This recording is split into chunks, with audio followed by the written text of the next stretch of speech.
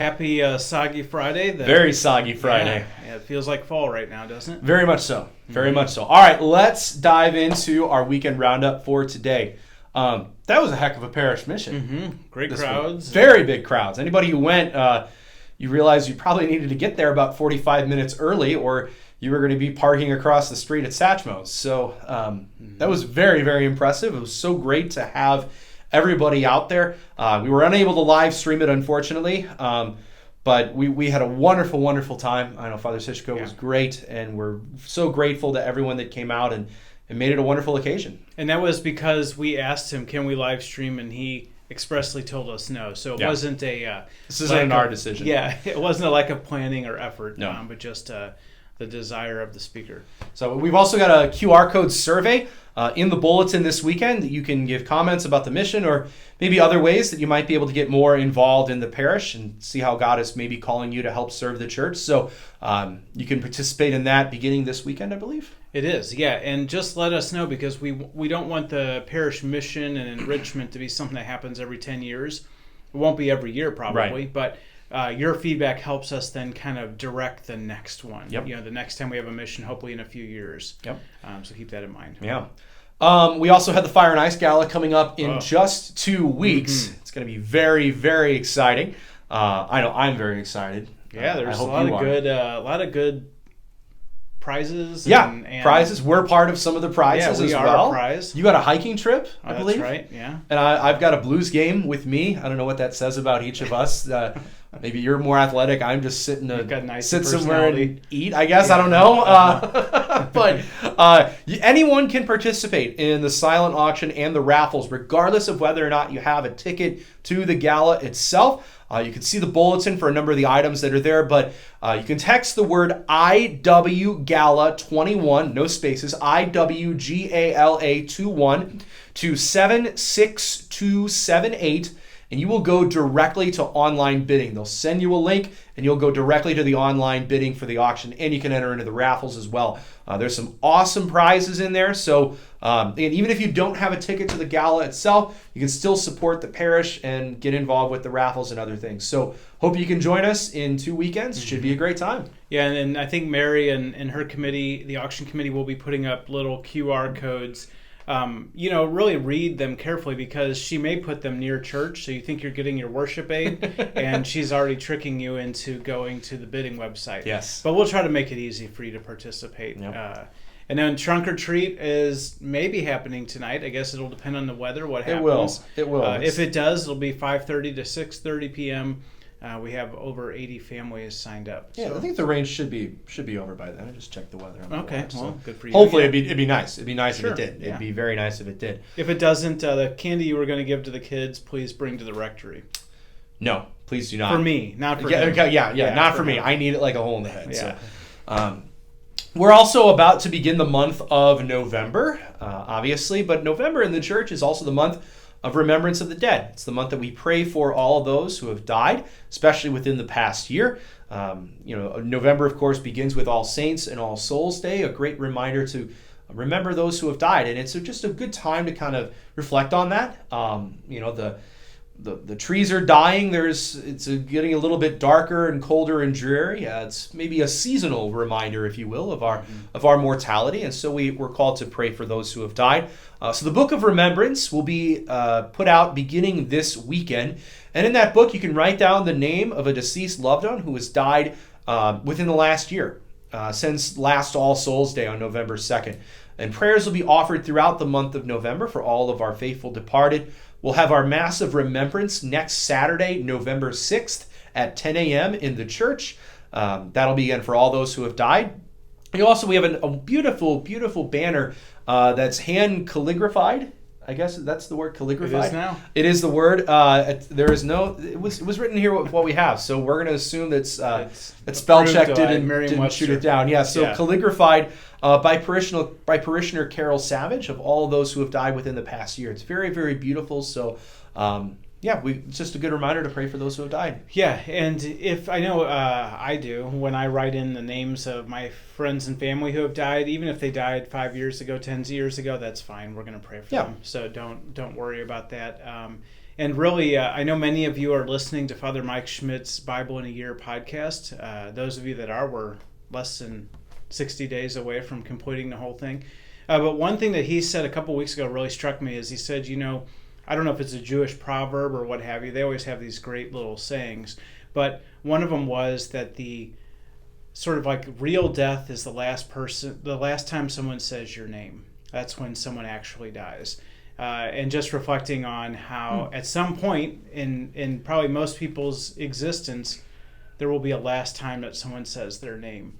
And that this is the beauty of All Souls Day in the month of November, is that we keep that person in some way. We keep their memory and really them alive in some way by writing their name and saying their name in prayer. So I think it's a beautiful ministry that the church has always held up for you and me, the living.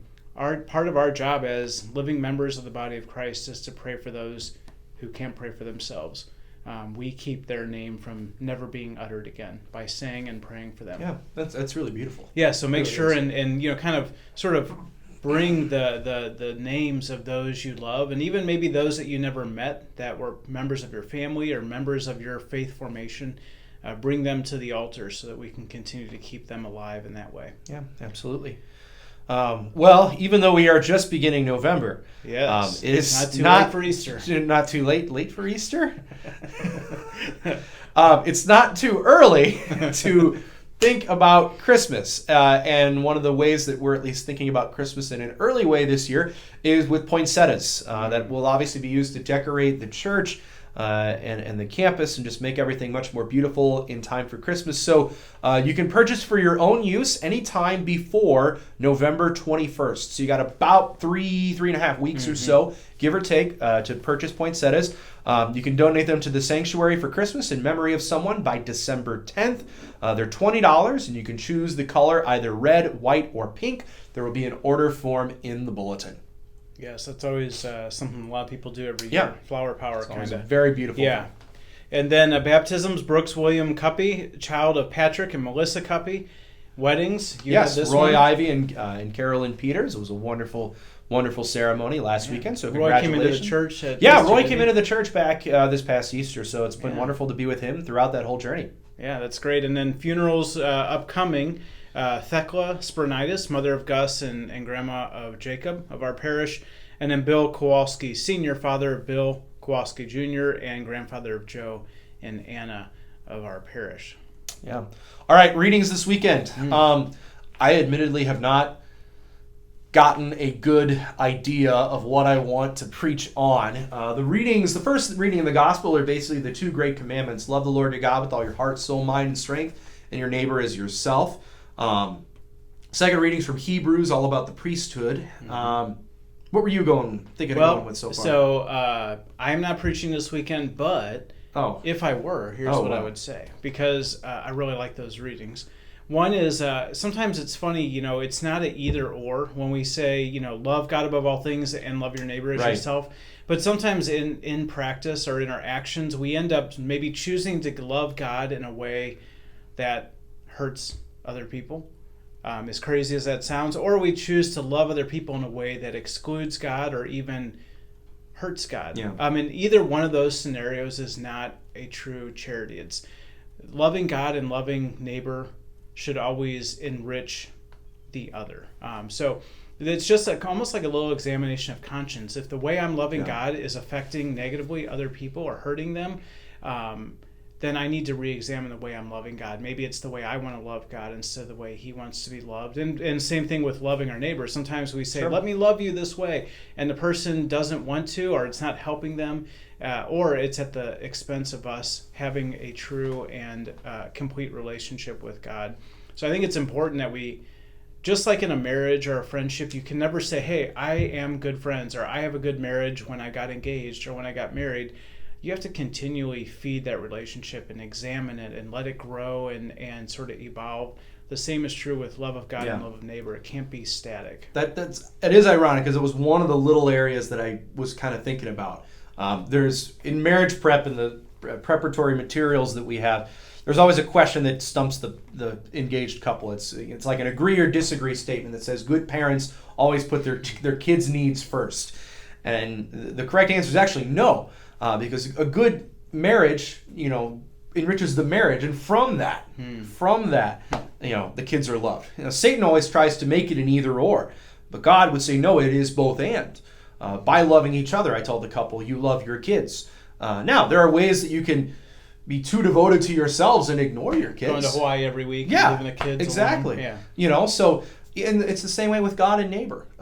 What we are called to do is to do what pleases both.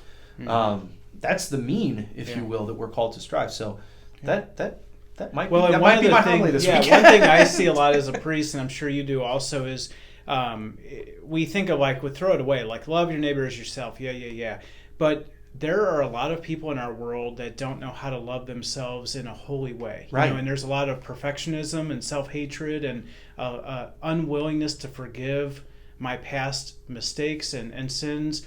And I always encourage people, you have to learn to forgive yourself and to accept God's love into your life, because if you don't do that for yourself, won't happen with others. You're going to inadvertently, inflict that self-hatred and perfectionism and those unreasonable standards. You're going to put that on your kids or on your friends or on your family members. So I think, these two commandments, even though they're so simple and we can all kind of almost say them without thinking about them, there's a real challenge, first of all, in making sure the way I love myself is with God's love and not either a selfish or a distorted love, because that affects how I then love my other people around me.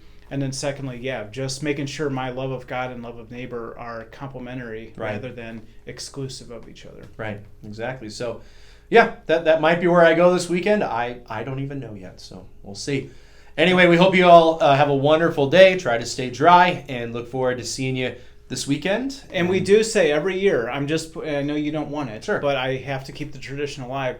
We are willing in the rectory to be sacrificial. And so if your kids have too much chocolate, too much candy, as long as it doesn't have coconut in it, bring it to the rectory. And we will, in the model of Christ, we will take on that suffering. We will take care of that candy for you. Just love keep that in mind. Love bears all things. Bears all things, believes all things, eats all things. Eats all things. Yeah. And especially I love a lot. we want to keep your kids from cavities. The priests have a pretty good health plan. So give it to us. We have dental. You can tithe. You can tithe to your priest in chocolate. So anyway, just keep that in mind. I'm not pushing anybody, but just throwing it out there for the good of the church. Keep that in mind. So have a good one. God Take bless. care.